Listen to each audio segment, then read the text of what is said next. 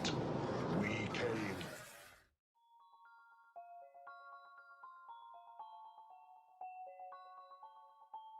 We knew straight away that Clive wanted to be a Chinese puzzle box, but that would have been a little bit boring as far as I was concerned to just do a Chinese puzzle box.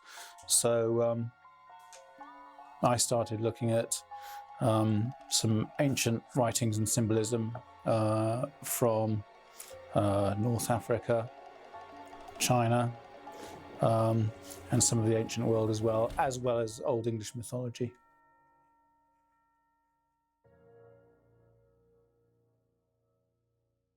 So the process of making the box starts with a piece of wood. So it's exactly 3 inch by 3 inch by 3 inch. There was originally some symbolism behind the measurements. 3 by 3 is a magic number, and back in 87 or anything, not many people knew about magic numbers, but of course it's now used for stucco and lots of things. But 3 by 3 by 3 was really important. To colour the box, we used a wood stain, and the wood stain was mahogany mixed 50-50 with ivory, and then alizarin crimson, which is a very dark red paint, and a dark blue. It may have been Prussian blue.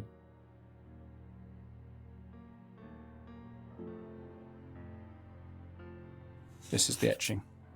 Now, as you can see, the etching is highly delicate, and it had to be designed in such a way that when the etching process took hold of the brass, the etching didn't fall to pieces, so it stays as it is. I then had to, on the square boxes, it was relatively easy. I could just cut these out and apply them to the box, which I did with PVA. It was much more difficult on the shaped boxes because you actually had to trim and cut through these surfaces and then put them back together again because they did fall apart. So that was a horrible process. Once that was all dry, I then used a matte polyurethane varnish, which had to be applied one side at a time and then allowed to dry, and then you could turn the box over and do the next side. So you had 6 times that amount of time for it to dry to do one box. So as a result of that, you'd do maybe 10, 15 boxes at a time, but it was a really slow, laborious process, and the number of layers had to go on in such a way that it didn't ripple the surface and that you ended up with a flat surface that was smooth to the touch. The other problem we also had was, obviously, at the end of the day, it's not a mythical box, it's a film prop, and it gets dropped, it gets thrown. People are pulling it in and out of pockets and things, and there was always the risk of an element of the etchings getting caught on a hand or just bashed on the floor or anything else. And so I was forever lying on the floor below the actors or Cenobites, and as they dropped it, I would try and catch it, save myself another 8 hours work.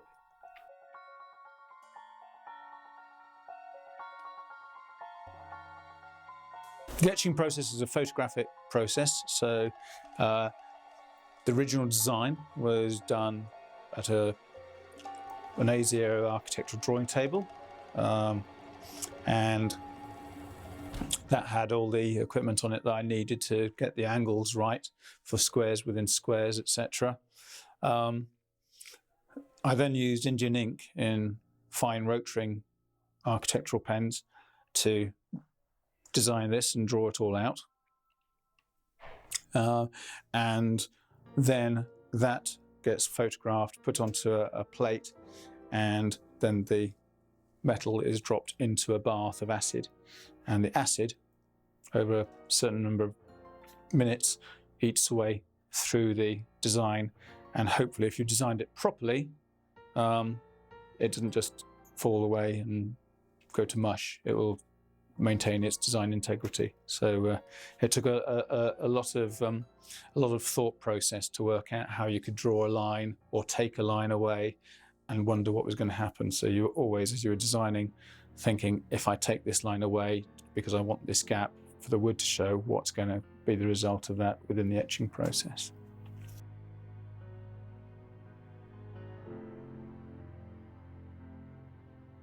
As you were drawing these things, there would be scamping things out, and if there was a way of subtly putting something in that didn't look repetitive, because although the box is symmetrical in many ways, it's the detail here that stops it being symmetrical.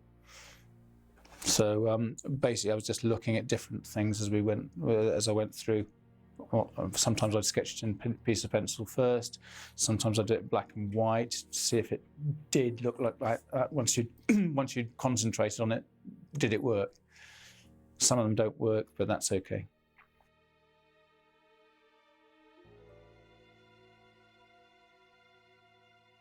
So the beautiful woman is simply an eye, an eyebrow, and where her other eye is, a spike has come out from the opening box and embedded itself in her. You can see a little bit of hair coming down here to give the impression furrowed brow, but it's very stylized.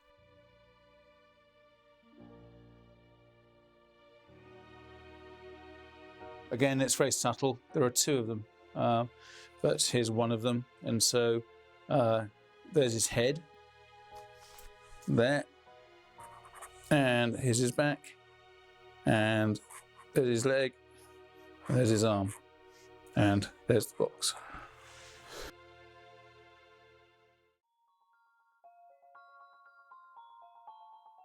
If you just have a look here, it's purely by luck, it's worked out the right way, but here's an eye, an eyebrow, again, like in the beautiful woman, a jawbone, a bit of a nose, and then here, a mouth, a dimple with a chin, possibly an ear over there, but it's there. And again, what it shows is a spike, so it's saying this is what's going to happen to you when you've opened this.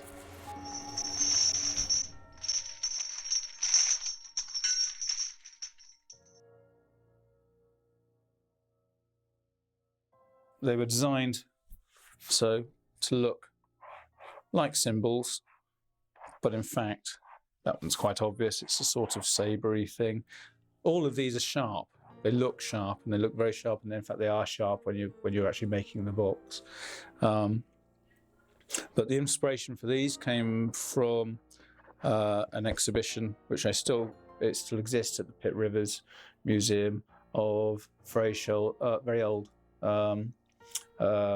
surgeons' instruments, and also instruments of torture as well. And you can see that, and if you look at the photographs of the exhibition, you can see straight away that there's a link between this and that.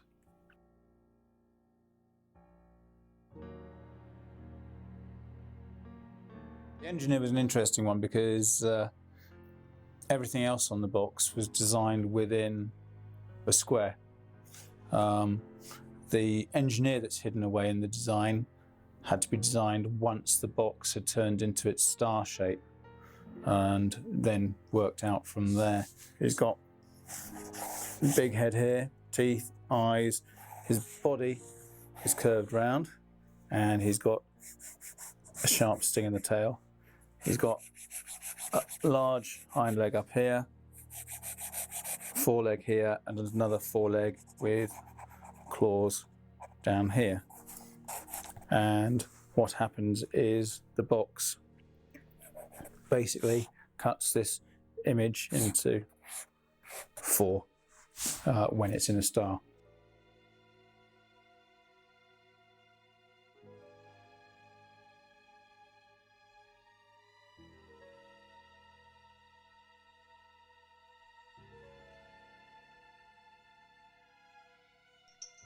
What you're trying to get across with this design is that there are instructions hidden away and warnings. So again, you can have, if you do that with your hand and look at your wrist, and you get a Y shape, and you start looking for it within here. So here's one hand holding something that's sharp. Here's another hand holding something that's round. And where there are three circles here, so you've got one hand here and a wrist, 3 growing circles, which represents the box growing out, and another hand. But the most important thing, of course, is that this side of the box and the side on the opposite side of the cube represent the opening of the sharp little petals, and then what happens straight away is something very sharp and nasty is going to come out and tear your face off. So there are warnings here. There are warnings and little hints of instructions.